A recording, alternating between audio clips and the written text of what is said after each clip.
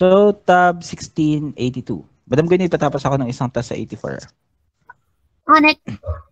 Quick briefing lang to. Sino yung mga newbies dito na nakakapasa pa lang? Could you kindly raise your hand? Sabi, naka-raise ka ng hand. Newbie ka ba? Yung mga nakakapasa pa lang po sa LC.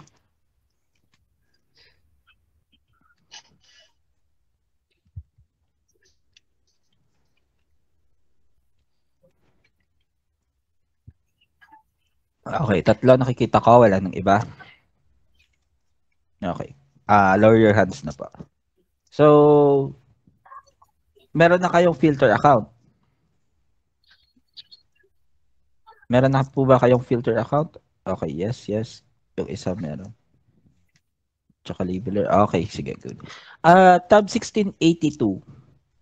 Land cover, nature, project. Plus with a twist na may snow tayong nililabel. So, as of now, we have 67K, almost 67, 674 tasks. 674,000 tasks. That would be roughly around more than 500,000 tasks to be pulled. Okay? Almost 500,000. So, ngayon yung working sa atin is napaka-konti dahil holiday nga, diba? Tsaka Easter Sunday, yung iba nag-outing, family day, etc. May mga nagbe-bebet time pa. Pasensya na sa mga tinatamaan dyan, Sir Gavin. So, tayo ngayon is mag-error hunting. Okay? Hindi tayo mag-egg hunt, mag-error hunting tayo sa mapa today. Okay, what to do? Open your filter account. Okay, sir, hindi po kita sa Ecoda ko yung 1682 or sir, kakapasak ko pa lang po sa LC, hindi ko pa alam yung gagawin. So if ever na meron na kayong filter account, try to open your filter account.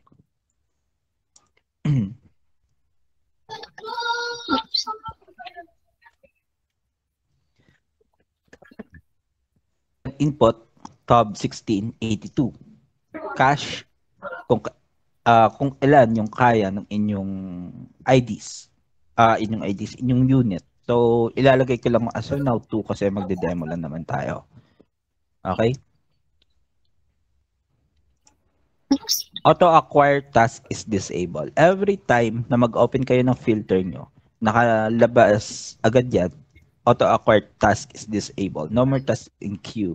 Kasi kaka-open nyo pa lang. So all you need to do is to click yes para mawala yan. And then set up nyo yung IDs nyo depending on your likes. So sa akin, ganito yung pag-setup ko. And then pag na-setup nyo na, yung dito sa gilid, usually naka-M yan. And then R. M stands for manual download. R is for rest. Okay, so all you need to do is to click M and to change it into A for automatic downloads and W for working. Okay, and that would automatically download a task sa ID nyo. So A and then W. And then wait natin mag-download siya. Yung ituturo ko today guys sa filter side is same principle sa labeler side, same principle sa checker side. Okay? Hindi ko na kailangan i-specific pa yung part ng labeler and then checker kasi ganito din naman yung gagawin natin. Magfi-fix lang tayo ng map. Okay. So, yung rules natin dito, napakasimple. Binigay ko na sa mga GCs yung ating rules. Do not overthink. Accept system results. Draw consistently. Draw snow. Alam naman natin yung kulay ng snow, di ba? Which is white. Pero, as we run through mamaya, may mga papakita ko sa inyo. Delete fake snow, which is minsan yung mga waves or yung mga alon. Puti, yung ginagawa nila is nalilabel as snow. Or yung ground, puti lang, white lang in color, white in nature, tapos ginagawa nilang snow, which is wrong. Delete fake water. Usually makakakita tayo ng mga water labels anywhere sa map. So we have to delete those kasi medyo stricto sila doon. Try not to edit near the boundary. Kasi yung problema, pag nag-edit tayo near the boundary or kagaya nito sa grid, near sa grid, yung problema, yung kapitbahay is hindi makakakonect na maayos. Kasi nagawa na tong ating buong mapa, tapos chinap-chop lang siya nung system for the grids.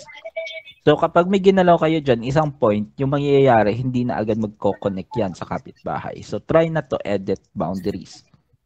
Okay?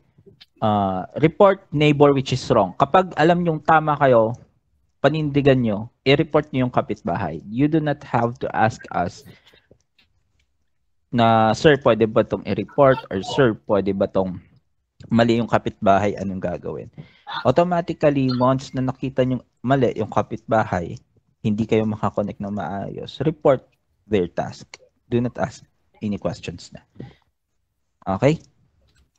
And then, lastly, is meron tayong fail rate. Actually, pwede kayo mag-fail for the task na hindi nyo kayang ayusin within the span of 30 seconds. Kasi meron tayong limit para sa ating pag-edit or sa ating, meron tayong benchmark which is 30 seconds per task.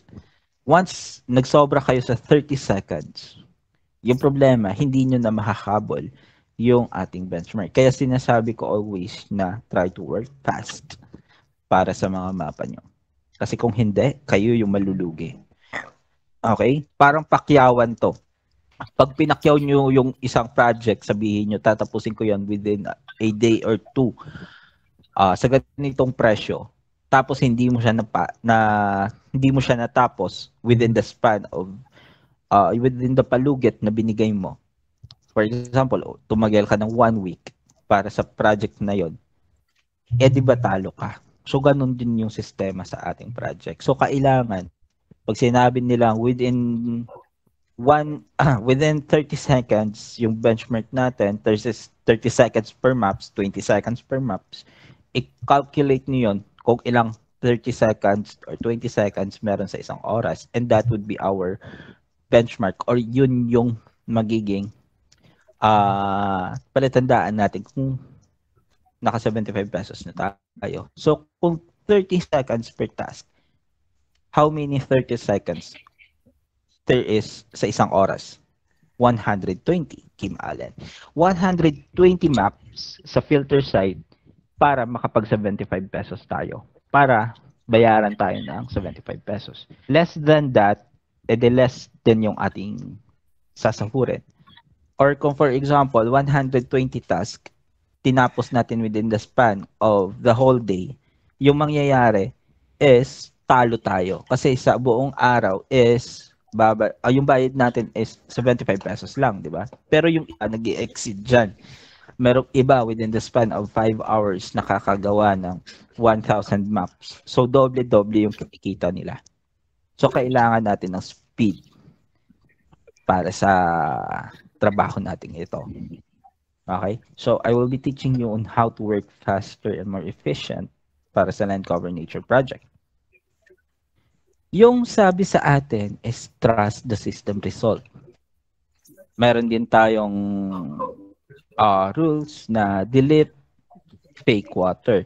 So, in this map, kagaya sa map na to, as you can see, this is all shadow. Same as here, shadow. And then, shadow. So, wala pong water dyan.